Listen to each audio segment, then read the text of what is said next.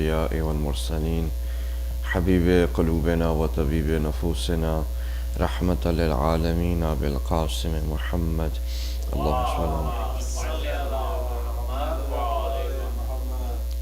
والصلاة والسلام على أهل بيته الطيبين الطاهرين المعصومين المظلومين ولعنة الله على أعدائهم أجمعين اللهم كن لوليك الحجة ابن الحسن صلواتك عليه وعلى آبائه في هذه الساعة وفي كل ساعة وليا وحافظا وقائدا وناصرا ودليلا وعينا حتى تسكنه أرضك طوعا وتمتعه فيها طويلا برحمتك يا أرحم الراحمين اللهم صل على محمد.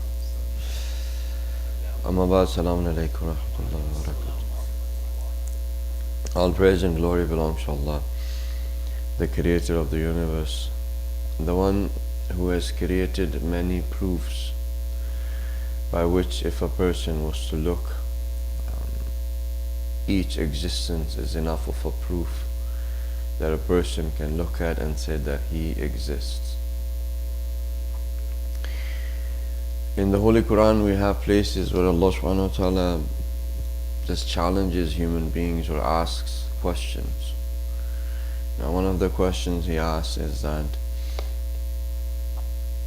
have you been created or are you the creator of your own self? Have you been created or are you the creator? So if you are created, then who's your creator? Right? So if you did not create your own self, then who created you? So when you look at that as a question, it's a logical, the question has been portrayed that way, that the answer would be that yes, I look at myself, I know that I did not create myself. So therefore there must be a creator. It's a very simple question, and the answer makes a person think about that yes, I did not create myself, so there must be something that created me. And if you look at human beings, they have this sort of innate desire or need to find out who their biological parents are. So let's say a person doesn't know who their father is, right? They will go through, if they went through their life, at one point they will ask themselves the question like, who is my father? And they will go start searching for that person. And they will not stop until they find that person. Although they've been raised by somebody else. Right? They've been raised by somebody else, but this person has this desire, inner desire to go and find out who their biological father is. And you find that there are so many other, like for example, if you receive a package and you open the package and there's $1 billion, right? So you open the package, there's $1 billion, and there's nobody who sent it, like there's no sender's name or address or anything. What would you do? Right? Would you just sit down and say, okay, I got $1 billion, alhamdulillah, all praise and glory to God, and you don't care who sent it? You're not going to sit down, you're going to go to the post office, say, okay, where this package originated, and you'll go to that place, to that city where the package originated. Then you start looking at maybe in the whole city a person who is rich enough to send you $1 billion, No. I would do that. I just want to get to that person and just to say thank you. It's not maybe even the $1 billion. It's just a sense of obligation that you have for the person who gives you something.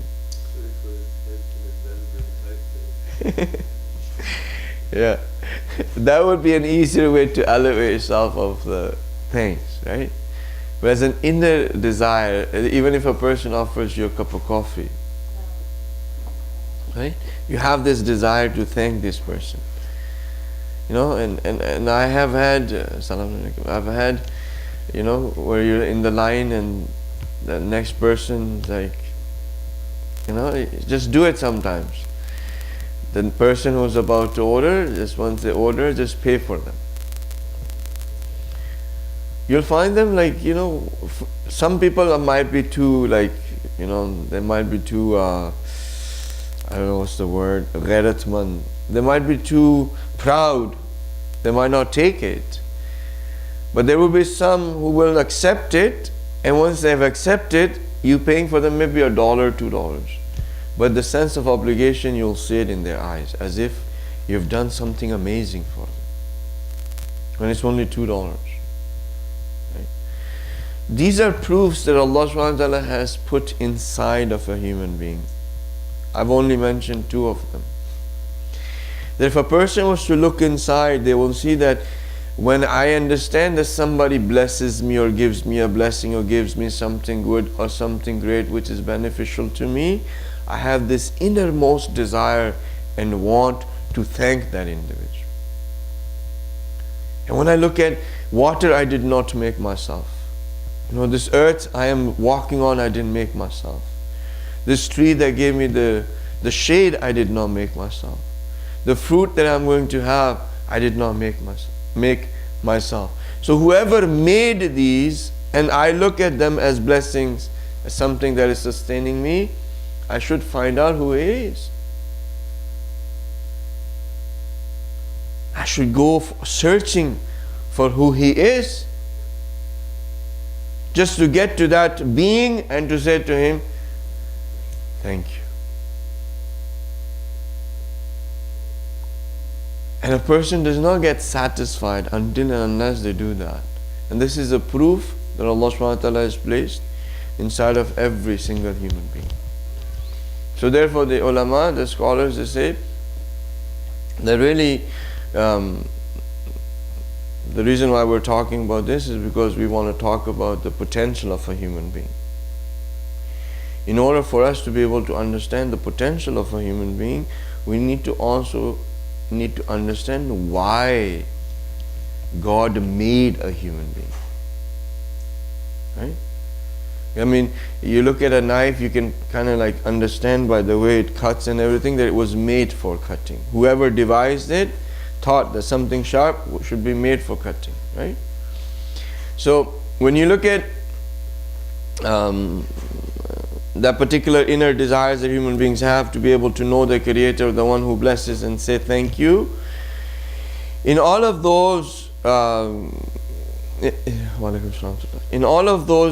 innate most desires that human beings have, the scholars, they say that God is something of that innermost knowledge that every human being comes with, pre-programmed. That Tawheed is fitri, Tawheed is the natural inclination of a human being. Anything other than that is actually unnatural. What does that mean? That means that when you said that there is only one God, this is natural, innate knowledge of a human being that everybody would accept. Right? How many presidents can you have? How many presidents can you have? One. Right? Why do people elect, when they do elect or whatever system they happen to be, election or no election or whatever it is? Why is it that they always will say that they have only one leader? They won't say they have two leaders. Right? Even if there are two, if there is a president and a vice president, right? Who has the authority, the ultimate authority? Only one person. You go around in the tribes, you go around in the democratic, you go into the kingship, you go into the whole world, you go into the native Indians, you go in South America, you go in Australia, you go in Africa, you go anywhere on this earth. Human beings naturally want one almighty, one authority, one leader. They can't come up with two. The ones who have no religion, the ones who, let's say, did not have any sort of Abrahamic faith or monotheistic faith, they're just tribes. In Australia, one of the most, they say the uncivilized one is Pekingese, and UNO actually has the fund for that tribe to get civilized, and they also from that same fund has for the Shias as well, for them to become civilized.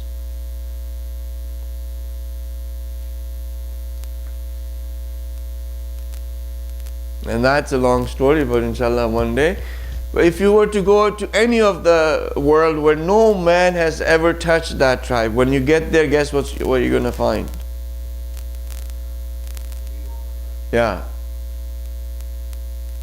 They're going to have one person who's going to be their leader.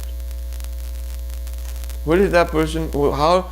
No civilization touched that tribe, right? Nobody got to it.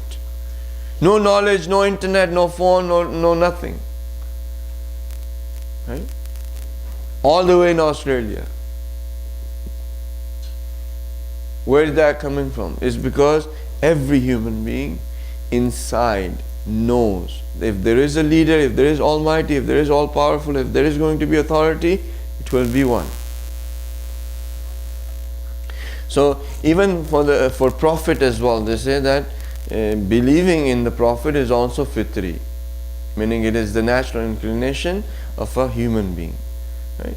If you look at it, every culture has had a shaman or a witch doctor or a medicine man or a spiritual leader or I don't know what else, Sufi or Dalai Lama, or I mean, there always is something, a being who is holy,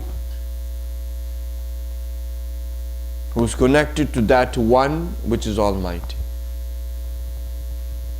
Right? You always go, anywhere that you are going to go, you'll always find that concept. So even human beings are naturally inclined towards a prophet. Okay? So Tawheed, Nabuwat, the human beings are also naturally inclined towards Imamat. Okay? You know what Imamat is?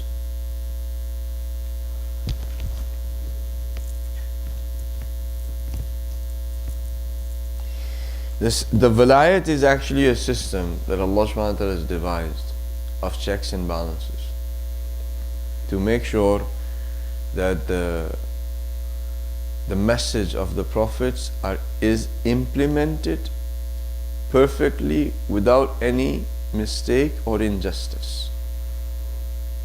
The system of Vilayat is something that Allah subhanahu wa ta'ala has devised for the unity of Muslims and for them to be organized. And the person who is the authority in that system is called Imam. If you go anywhere in the world, you'll have somebody who's implementing someone's authority on someone. True or not? Yes or no? Or I'm just saying that. It's true, right? You go anywhere, I mean, okay, this is probably only one portion of it I want you to understand from this example. You have the police there. The police, the whole system is there to implement the authority or the law. True or not? Because of the police you have peace, if they were doing their job properly. If they did their job properly, if you just look at it as a system, if the system was okay and everybody was in that system doing without making mistakes, that they were infallible, that they did not make mistakes, and they followed the system and they implemented that law which was infallible, meaning was not based on wrong ideas and judgments. If that was to happen, you would have peace, you would have unity, you would have a system, you would have organization, and you would have no injustice.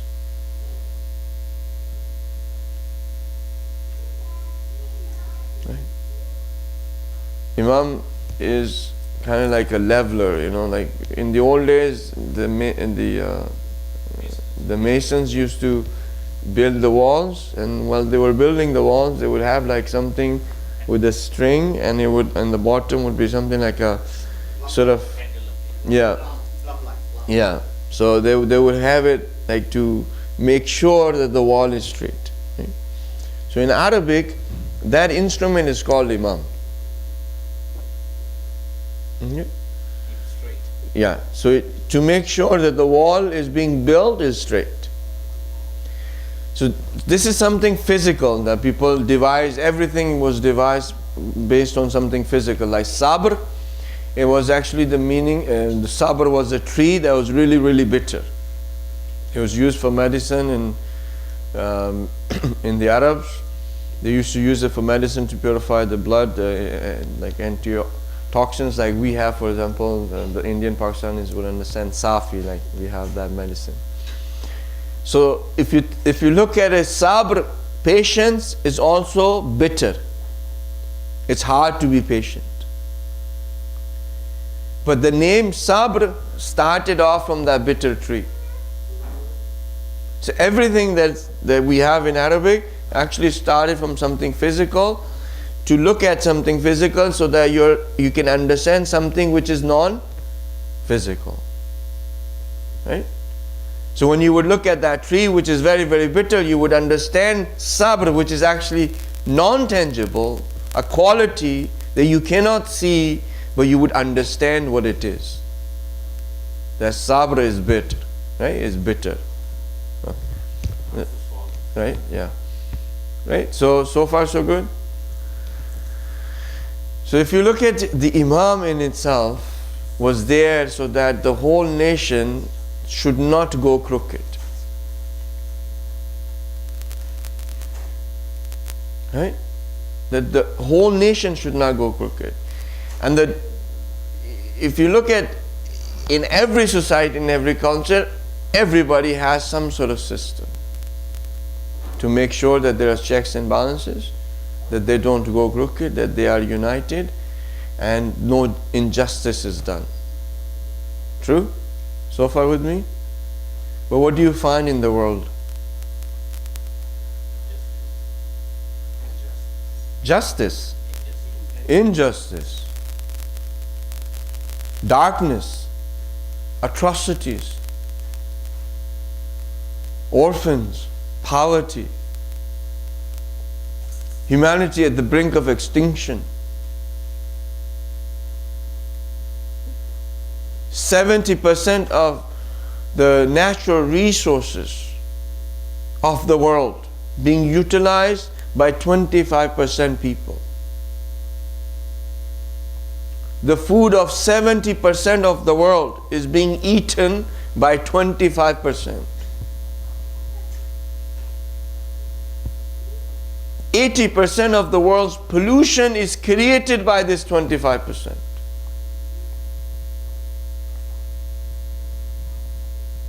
There are over 1 billion people who they live on less than 50 cents a day.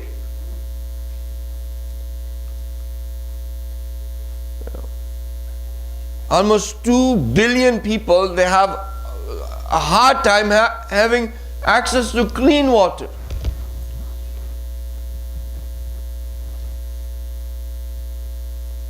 Has democracy brought that justice? No. Has communism brought that justice? No. Marxism? No.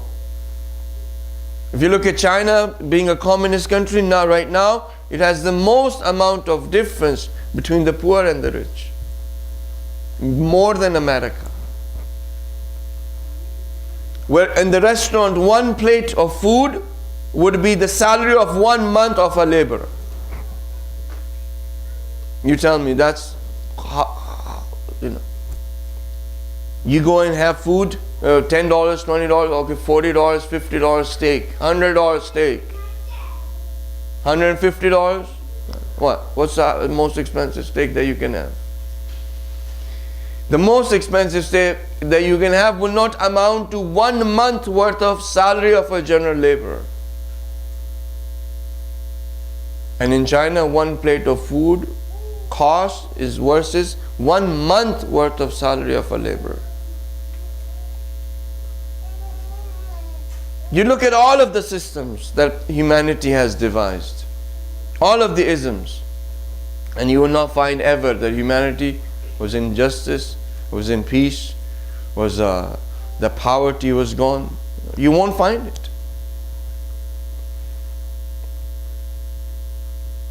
So what is that system that can bring about this new world order?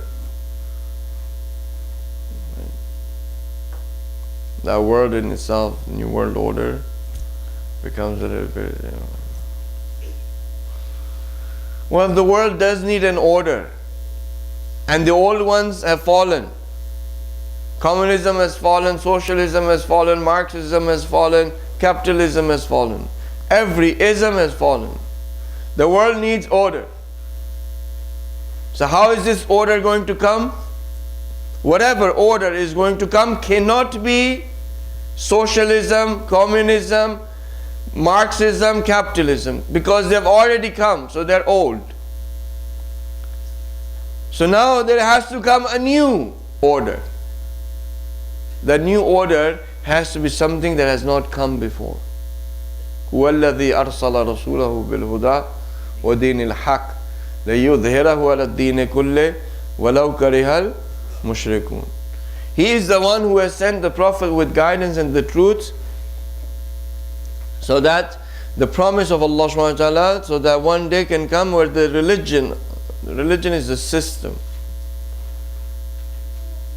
That system can overpower all the rest of the systems, even if the politicians do not like this. Approximately the translation. Not 100%. I'm fasting, so I cannot say 100%. If I say 100%, my fast goes. Approximately. In this system is not the system of ISIS. Okay? This system is not going to be the system of Al-Qaeda. This system is not going to be of any other terrorist, organization that is pushing their own agenda with violence. Okay? So when we talk about the system of Islam being implemented on the rest of the world, people tend to have this idea that we're going to make everybody like ISIS, that everybody is going to be like Al-Qaeda, or everybody is going to be wearing the shalwar kameez with their, with the topis, and that's it. Everybody's just going to be just like that. No, this is not the system that we're talking about. Because if this was a system, if that system cannot bring justice in one area, it cannot bring equality in one area, it cannot bring peace and I'm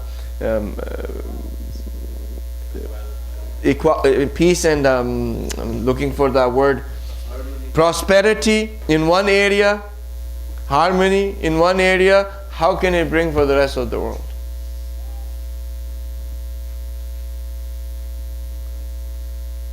How can it bring for the rest of the world? If you cannot have just for a small area, like, not even one country, just small area, where you're going to be oppressing women, you have no prosperity, your idea is of the same as the rest of the system, where some people self-vested interest is going to be number one and the rest are going to be number two. What's the difference? No difference. So the reason why these ISIS and Al-Qaeda people were created, so that people become afraid of another system or system that Islam wants to bring for justice and peace in the rest of the world. That's why they were created. They were created against the natural desire of a human being that wants to see humanity prosper. They want to see justice. They want to see fairness. That people should not be prejudiced against each other just because of the color of their skin or the color of their eyes or the color of their hair. That mothers love their children, whether they are in China or in America or in Pakistan or Afghanistan or Palestine, wherever. Mother's love is universal. The natural inclination of a human being does not want to see that mother lose a child.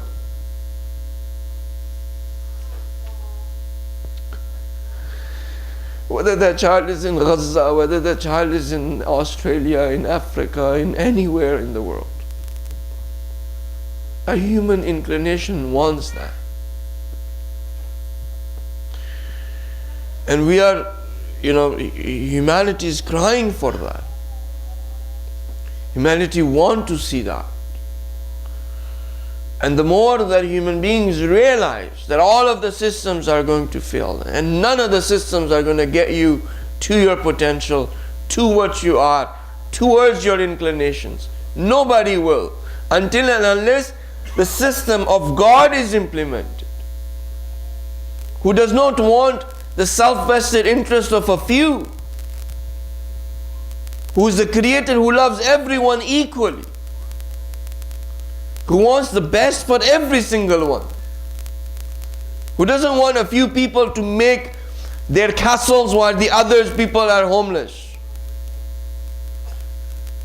Therefore He gave the best of His prophets, 124,000 of them. They look at their lives.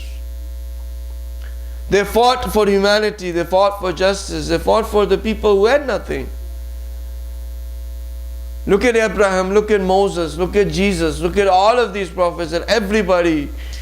More than 4 billion people in the world believe in. Look at them.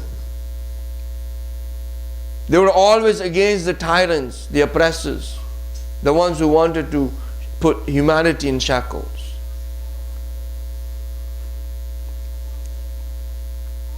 Your potential and my potential is enormous. It cannot be contained and it cannot be put to this low that we are in humanity today. It's going to break free. It won't stay for too long. It's going to break free. Humanity is going to break free from all of these shackles.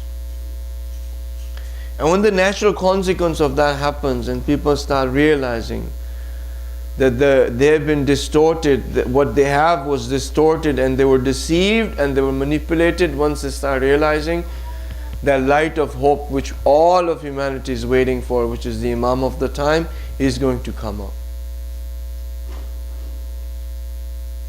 And is going to bring humanity towards that potential that every one of you have. And in that system, you will still have technology. There you will actually have higher technology than today. Because so far, as I've told you in the speeches before, God inspired all of this knowledge and we only got 2 pieces of it. So 25 pieces are with the Imam of the time. So with the 2 pieces we can come up to like almost teleportation, stem cell, implant, cloning, your phones, right? That's not impressive. Your Samsung, Note 5, look how impressive that is. If we can come up with all of this and have maybe even to the point where we can discover cold fusion, which we might have already discovered cold fusion, but they're saying we don't have it because they still want to monopolize the oil side, right? All of this just because of 2 portions. Can you imagine when there's 25? In the government of the Imam, all of like the electromagnetic, how you have the hoverboards and okay fine, whichever that you have seen is the most craziest of the idea of future of technology, you'll have that. It's not that we're going back on donkeys and horses now. For medicine, you're going to have these doctors, they come up to you and they put the leeches on you. And that's what the system Islam wants to bring. That's not the case. These are all of the sciences that are, I mentioned to you, these are the laws of Allah subhanahu wa ta'ala. It explains to you the might and the power, the knowledge and the wisdom of God. I love studying physics and chemistry and all of these. This is beautiful sciences. It makes me in awe of the Creator. I'll mention to you something just in passing, I guess. Akhi Bahjat, Rahmatullah, one of the great scholars in Iran, he passed away. He was a Marja Taqleed as well. Amazing person. May Allah subhanahu wa ta'ala elevate his soul. There was this woman came up to him and said that I am with the disease of depression. I'm with the disease of depression. Can you help me? Ayatollah Baja said that before Fajr, 2 hours, get up and just stare at the sky. That's it. The cure for depression, right? I mean, in America, the stats, they say that 8 out of 10 people are depressed. So if there are 10 people, 8 are depressed, and I think the 2 are in denial. So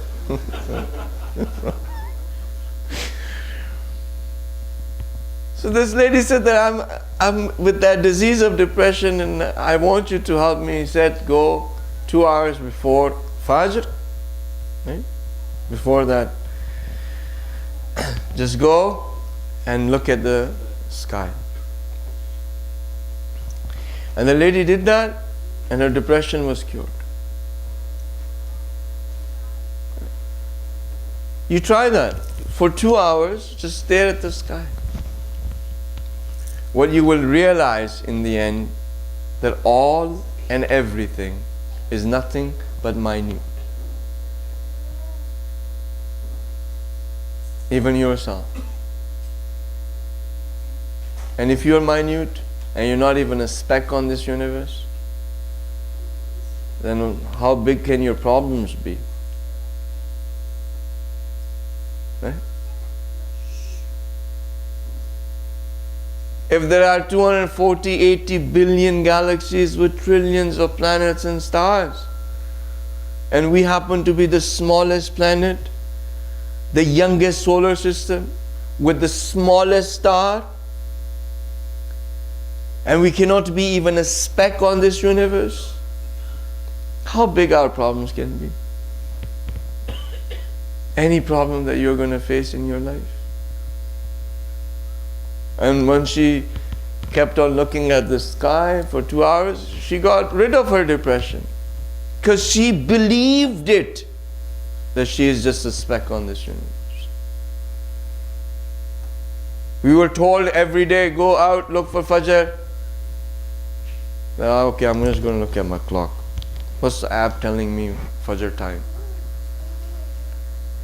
It was told to us for us to go and see that beauty where the curtain of light, the curtain of darkness, they meet and this one curtain starts going up. And literally if you see Fajr happening, it's the most beautiful, amazing thing you'll ever see. And by that, so many things that you cannot understand reading in books, in front of a teacher. So many things that you cannot ever understand, for in that moment you'll understand. Just observing that Fajr happen. Maghrib time, And for the moon, to go out and take a look at the moon. All of that. It was so that you realize, and I realize, that we are nothing compared to the vastness of the creation of Allah subhanahu wa ta'ala, and look who we are disobeying. When I watch these documentaries, and sometimes I realize, someone who created this massive universe, he is the one that I disobey.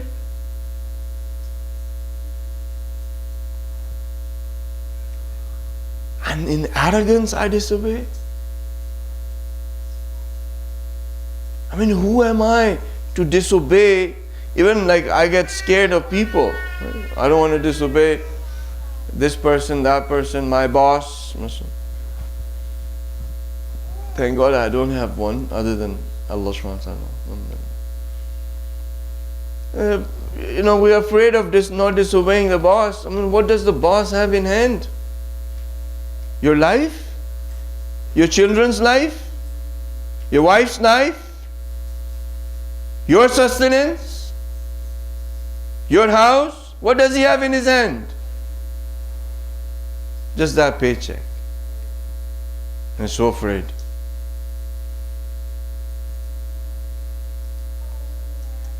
The one we disobey has everything in his hands of yours. He has your life in his hand. He has the life of your children in his hand.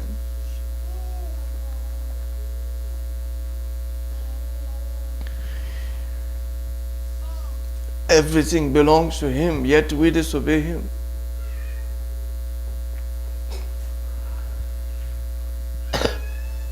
We bring partners in front of it. We cannot see the ugliness of this. If you want to see the ugliness of it, first you have to see how beautiful saying that there is Laysa kamithlihi shay. Laysa kamithlihi shay, meaning there is no one like Allah subhanahu wa ta'ala. He is unique. You understand uniqueness? Unique in which way? Something which is unique. I have to get you back into earth and give you some earthly examples. I think I took you too far off. For example, gold. Gold is precious. Yes? Why is gold precious? The sisters? Why is gold precious? Because it's hard to come by. Like, it's very little. It's not that much. In the world, there is a specific amount of gold, and actually they say that gold is not part of this earth. It was brought from the meteors and crashed on this earth, and that's why you have gold. Once you have mined it all, then you're done. So you'll have no more gold. Okay? Huh? Unique is a quality, but it's also to do with quantity, right? Because it's not that much, so therefore gold is precious, right? Like diamonds are precious, especially to our sisters. Diamonds are precious, right? Because they're very few. True or no? It's hard to get. True. And the more unique it becomes, the more less and less it becomes, the more precious it becomes. True? The more less it is found on this earth, the more precious it becomes. Right? It gets buried beneath the surface. What is, now with that same logic, what is the most precious thing on this earth? That is even more precious than gold, diamonds, silver. Yes. Yeah. The most precious thing in this universe, laysa kamithlihi shay. The one that does not have anyone like it. Laysa kamithlihi shay. Who's the most precious? Allah subhanahu wa ta'ala. There's no two. There's only one. There's nothing like him. Right? There could be like 10 diamonds, they look similar. 10 gold rings, they look similar. Gold and silver kind of has same properties. If preciousness is by the least amount that you can find, right, and the uniqueness of it, then in this whole universe, there is nothing more precious than Allah subhanahu wa ta'ala. And if someone has him, That person is the richest person on this universe.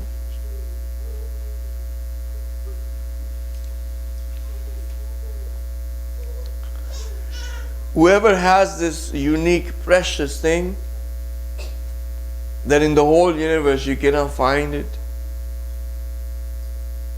whoever has it is the most richest. It becomes valuable when everyone wants to get to it. Yes. Well, if everybody wants to get to it, right? But the uniqueness of Allah subhanahu wa ta'ala is such, right?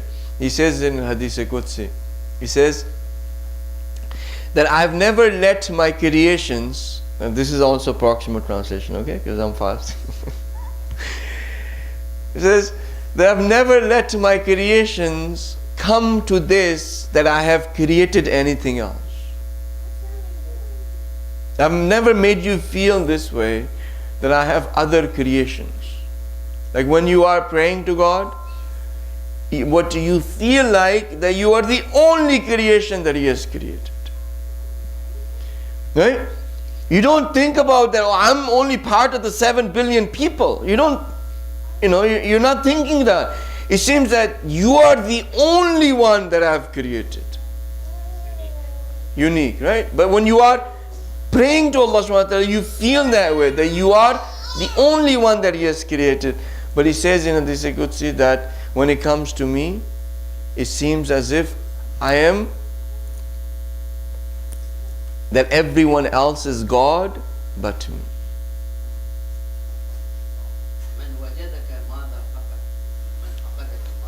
Yeah.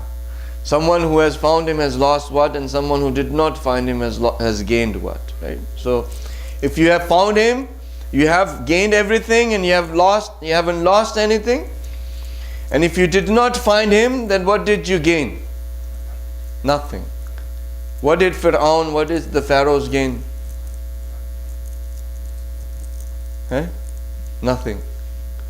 What did Hazrat Musa gain? Everything. Right? So you and I who are running after the most precious and the things that are unique, sisters, I'm talking to you now. Stop running after diamonds and gold and silver. I told you there's something more precious. Run after Him. Stop going after this, that type of dress with the flirty things, with the gota, with the, Stop running after those lipsticks and those makeup and try to beautify yourself with the remains of animals. In lipstick, if you can see what the ingredients are, you never put it on your lips. It's got worse ingredients than the sausage that they make and they feed people with. It's got the I cannot describe it for you. It's that disgusting. If you were to take the whole, for example, just to give you an image, if you were to take the whole animal and just cut it up into pieces and make it into one stick and just give it a color, that's what your lipstick is. Then you put it on your lips. Where your lips were supposed to be the place of the remembrance of Allah subhanahu wa ta'ala. All of this other makeup stuff too, you go take a look at what the ingredients are. If you found that being, you would not care about your outer beauty, you would care about your inner beauty. And then nobody would have to come up and tell you that, please dress modestly, please dress like the dress of Islam, please be this, please. Nobody would say. And the same thing for my brothers too.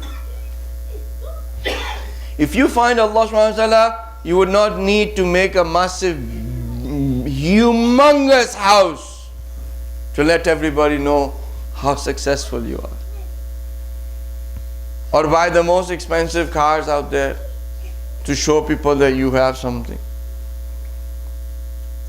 You would not be concerned about your hair loss.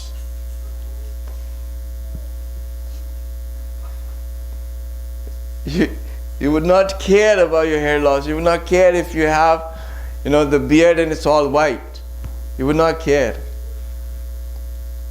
What you will care about is your inner beauty. Because you have someone who is the most beautiful in this universe.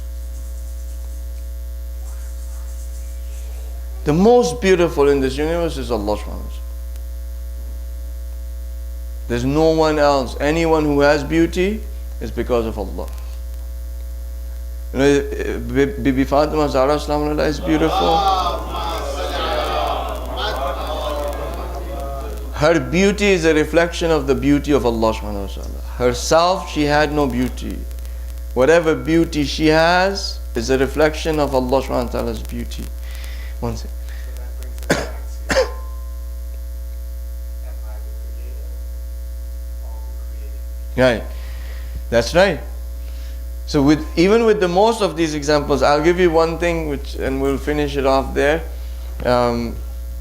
In heaven, when Bibi Fatima would smile at Imam Ali, because we're talking about beauty here.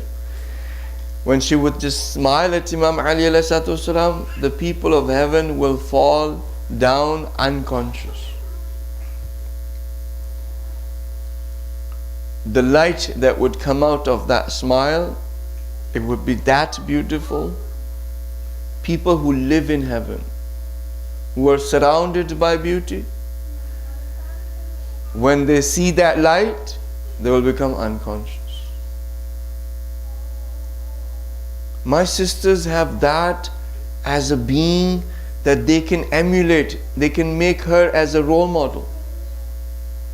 And then instead of her, they choose the magazines and the Cosmopolitan and all of that. It's a shame. May Allah subhanahu wa ta'ala protect us from the insinuations from our lowly desires, and the insinuations from shaitan. May Allah subhanahu wa ta'ala accept our reverence, love, worship and obedience to Him. May Allah subhanahu wa ta'ala make us from the followers of the Imam of the time. May He come as soon as possible. Bismillah ar-Rahman ar-Rahim wal-Asr. إن الإنسان لفي خسر إلا الذين آمنوا وعملوا الصالحات وتواصوا بالحق